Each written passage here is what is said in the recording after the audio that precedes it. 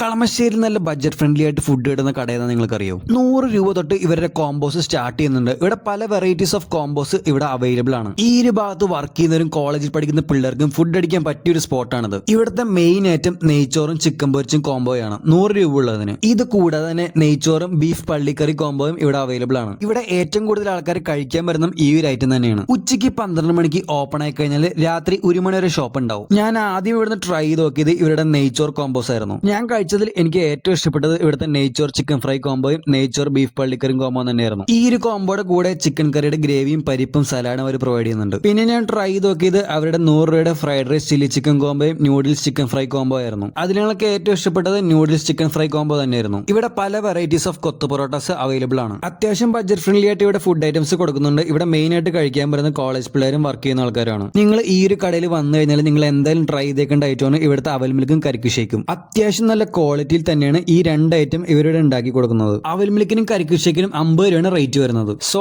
ഈ കടയുടെ ലൊക്കേഷൻ വരുന്ന south Kalamassery T V S ജംഗ്ഷനിൽ ലെഫ്റ്റിലേക്ക് തിരിയുന്ന സമയത്തുള്ള നെയ്ച്ചോറും പൊരിച്ചതും.